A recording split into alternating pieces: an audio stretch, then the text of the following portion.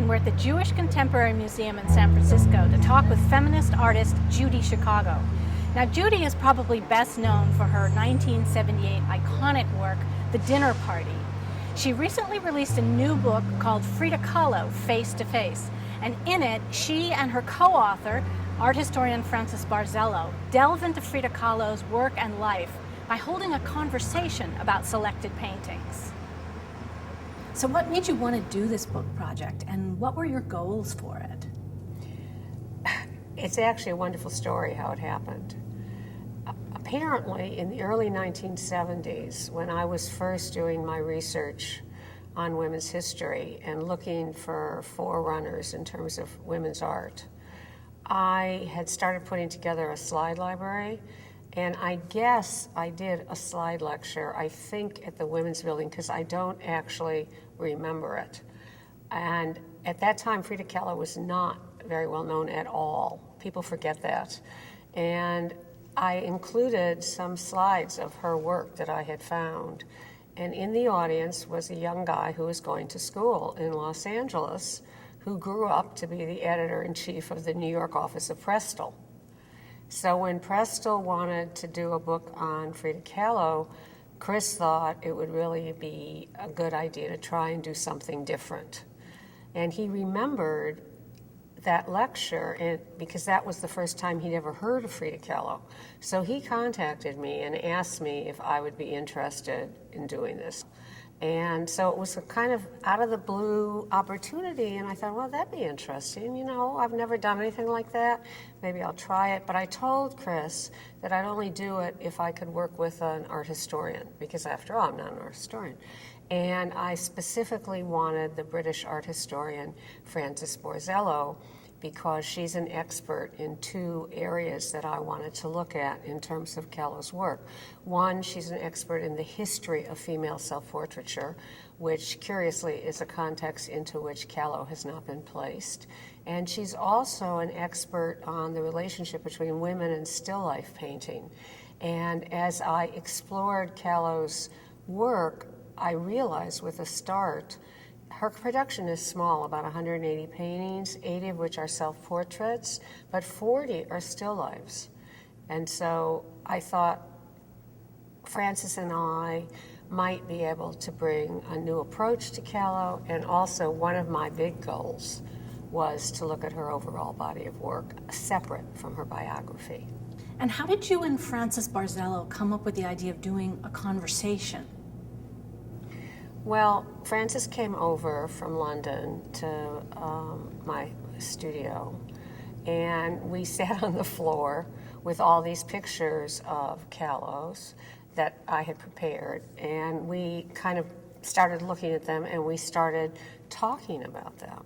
And it was kind of an organic process from how we approached the material. We sorted it into themes because we saw a number of themes. And then we had already agreed that each of us would write an essay.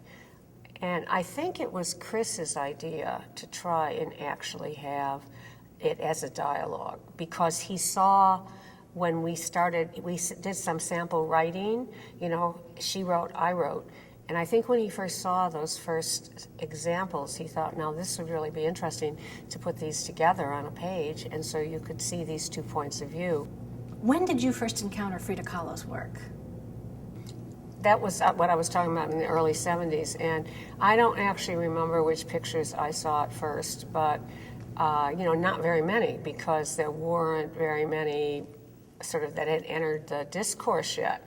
For example, My Birth, which is such a startling picture, was not known. It wasn't even known. I hadn't seen it when I started the Birth Project in 1980.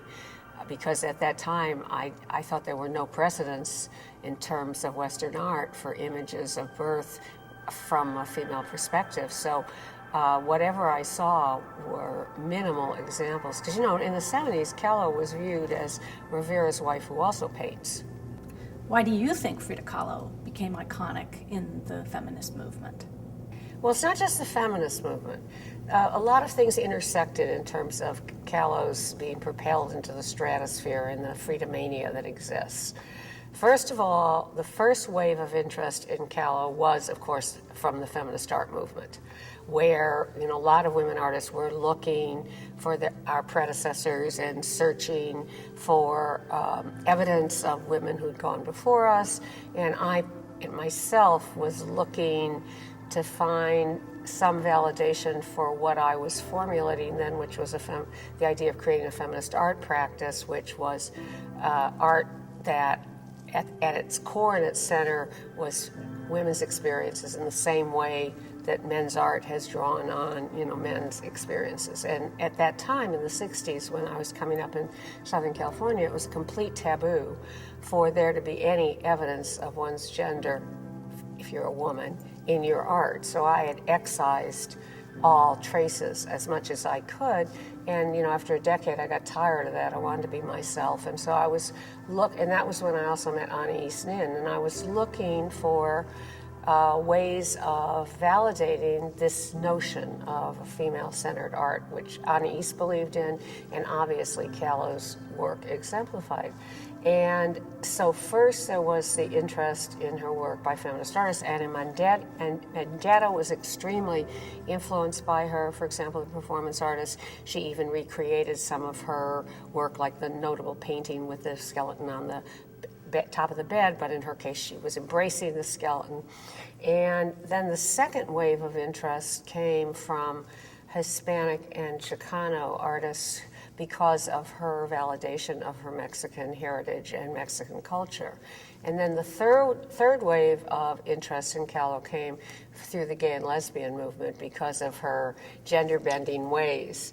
And of course, then that intersected with Hayden Herrera's biography, and then the film about her, and all these forces kind of came together. But as Frances and I try and say, ultimately comes down to the art. And as Frances says in the book, Kahlo's art celebrated women's way of thinking, women's way of being, women's experiences in a way that has always been the prerogative of men. Do you have a favorite piece of Frida Kahlo's in the book, or one that affected your work in some way? Well, I was pretty far along in my career by the time I took on this book, and there are a couple of paintings by Kahlo that I am very drawn to. The painting of her and her monkey, Fulang, from 1940. I really love that painting because as I talk about in the book, I'm really interested in women artists' representation of animals, because there have been a number of women artists who have painted animals, including in the Bay Area, Joan Brown, Rosa Bonheur, Romer, who was a cat painter, Kahlo, myself, and I think in all of us, in our work, there's a sense of connection with the animals. And that particular painting where the monkey has these enormous hands, way too big for the monkey, and he's got them around her neck over there. He's holding her and he's strangling her both at the same time, because monkeys are historically a symbol of lust, so that's amusing. And then the monkey, just like Kahlo, is looking straight at you, with this I'm proud to be a monkey, which is a great look. Kind of accentuates its individuality. I'm going to say personhood, but that's not the right word for its monkeyness. And then there's these ribbons that encircle both of them, that entwine them and connect them. I really like that painting a lot. I also, of course, like the two Fridas. I mean, it's such a desolate and incredible painting, but I don't think, since I have had to endure a lot of isolation in my career in order to continue to pursue my own vision, I relate to the idea of being your own companion. Did Frida Kahlo's popularity help to give other women the opportunity to get into museums? No, actually, one of the things that's odd about, as I mentioned in the book, okay, let me back up a little bit. When Elizabeth Blackwell, the first woman to become a doctor in America, entered the medical school at the end of the 19th century as a joke. She was accepted as a joke and graduated cum laude.